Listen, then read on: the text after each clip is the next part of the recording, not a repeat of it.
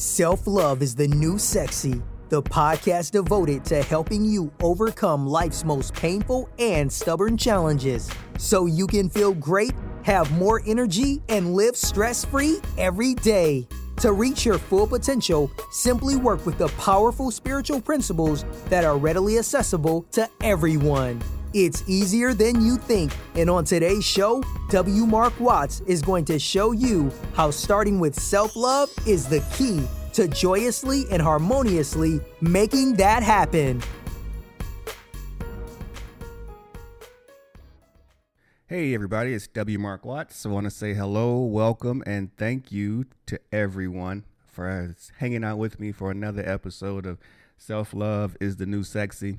And today's topic is something that's super powerful and that we'll talk about on multiple occasions.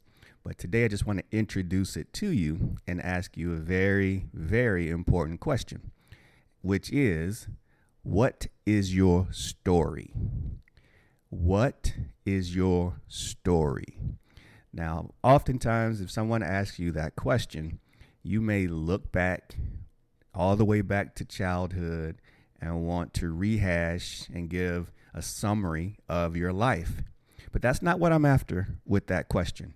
I'm after something much deeper and much more important with that question, because that question has been asked of me on several occasions in several different trainings by several different mentors, which lets me know that it is a super, super important question, especially when you're looking to be your greatest, live your best life, and serve on the highest level and do things in an excellent way as opposed to just an average way. It's a very important question. So I started to dig into that, of course, through the various trainings I've had over the years. And it's been very significant. And I've made such tremendous gains and progress as a result of the answers that I came up with. So that's why I ask you, what is your story? The reason why it's so important is this. Your story oftentimes drives the successes, drives the direction, drives your energy. It influences everything you do in life in many respects, because your story is the catalyst. It becomes the captain of your ship, and it becomes the linchpin that holds everything together in your life. And so everything rides or is affected by the story you're telling yourself. And so where does that story exist? It exists in your mind. It's simply thoughts that you continue to tell yourself about events or the way you've interpreted events in your life. So what do I mean by that? Let me give you some examples from my life. So one of the first examples when I was thinking about this message, one of the first examples that popped into my mind, or actually there were several, but one of the first ones was winning or becoming a champion in basketball. Because when you are a competitive person, especially in sports, the end goal should always be to win, to be the best, to win the championship or win the title or whatever it is, to be the number one team in your division, conference, state, in the nation, etc. And so I recognized within me that I had created a story where I would never win a title, a championship, a conference title, a state title. And I worked hard at sports. I spent a lot of time, a lot of great time. I definitely enjoyed every minute of the time that I spent playing sports. But I wanted to win. And I recognized that many times, and most times, I was not winning. My team did not win. And that really affected me. That really bothered me, because I took it so personally that I thought that we didn't win because of me, that I wasn't doing enough. So I would always work harder and think about it and really give every ounce that I had, because I felt like I was responsible for us becoming a champion. Now, that's not necessarily a bad thing. However, it can be overwhelming for one person to take that much responsibility on their shoulders.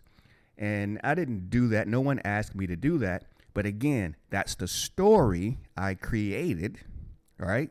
So that's the story that I created, is that we won't win. We're not winning because of me.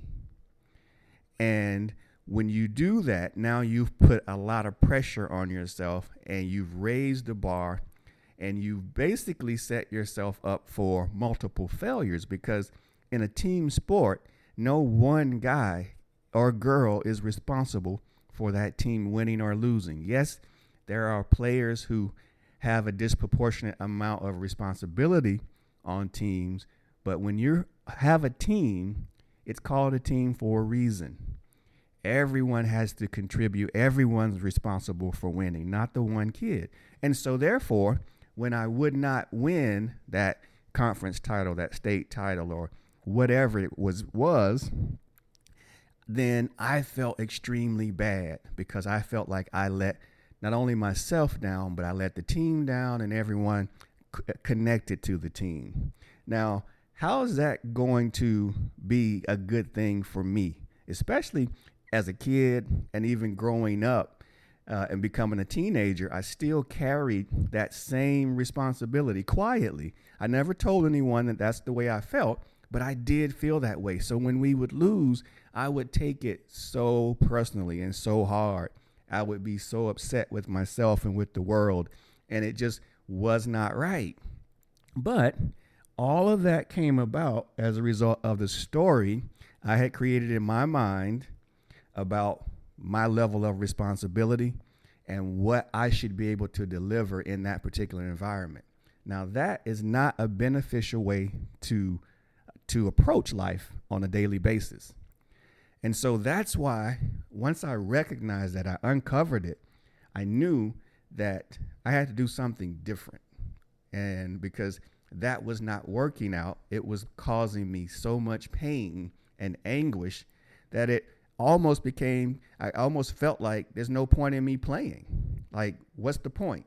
I'm going to lose, and then I'm going to feel horrible, and I'm going to blame myself. And then that's no good.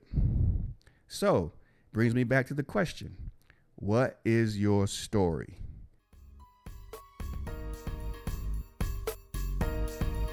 We hope you're enjoying today's show. If so, please take a moment to show your support for the show by leaving us a 5-star rating and review on iTunes. If you have questions for W. Mark Watts, please feel free to contact him over at wmarkwatts.com, on Instagram at wmarkwatts, or on Facebook at Self-Love is the New Sexy.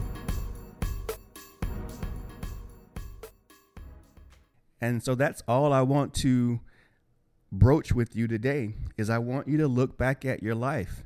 And that can be, we've told ourselves stories. We made up stories from childhood, and we still make up stories to this day. So you can choose whichever one you want to choose to start with. And the thing that worked the best for me is, and I tell everybody that I talk to and that I work with, is don't overthink it, but ask yourself that question. And the first thing that starts to come up in your mind, that's probably the one you want to start working on. So all you have to do is a very simple exercise. So today's episode is just one simple exercise for you I invite you to try. And it's just this. Take a moment to sit by yourself, or you can do it when you're driving in your car, because believe it or not, if you turn the music off in your car and you're alone, that's a perfect time to get answers. I know for me, I do that quite often. I've often done it for hours on end. Back in the day, I used to drive from Detroit, Michigan to Charlotte, North Carolina. And there were several times that I would ride without any music on, anything going on, and I would just deal with my thoughts. I would just get into my thoughts. And before you know it, I'd be 5 hours into the drive, and then I'd be 7 hours into the drive. And then I would say, you know what, I'm just going to go all the way without any music, because I want to continue to hear my thoughts so that I can start to understand what's going on in my mind so I can reshape them. So I say all that to say is don't underestimate when you're in your car, because a lot of people say, well, I don't have time. I don't have quiet time. Yes, you do. You have to find it. And you can oftentimes find it in your car. So turn that radio off. And when you're driving from your home to the store or your home to work or to the mall or wherever you go, that 5, 10, 15 minutes can be that great time for you to get connected more to yourself and your thoughts. So just simply ask yourself that question. You can do it out loud or you can do it silently, but ask yourself, what story am I telling myself that's truly affecting my life in a way that I would rather it not? What story am I telling myself that's affecting my life in a way that I'd rather it not, and that I'm ready to change and ready to shift? And then just get quiet and just listen and pay attention to the thoughts that pop up in your head. And as soon as they pop up in your head, you know, the one that's the loudest or the one that pops up the most or the one that pops up first, and it might be the only one that pops up, or the one that kind of pops up that looks like it's in bold print, you know, it could show up in many different ways for you. However you get that answer, take special note of it, write it down, because that's where we're going to start. And then that's what we're going to approach in the next podcast episode is, now that I understand what that story is, or I know what one of my stories are, because if you're like me, you've got numerous stories. So it's not a one-time thing. There's numerous stories that we tell ourselves that we have to work on and release. So come up with that story. So I invite you to do that. Jot it down, put it in your phone, wherever you remember it, have easy access to it. And then stay tuned. Come back for tomorrow's episode. We're going to talk about, now that we know what one of those stories is, how do we release it and how do we make it work for us? So that's all I have for you today, folks. Have an excellent, super wonderful day. Stay tuned. Come back and hang out with me again. And I look forward to speaking with you all again soon. Bye now.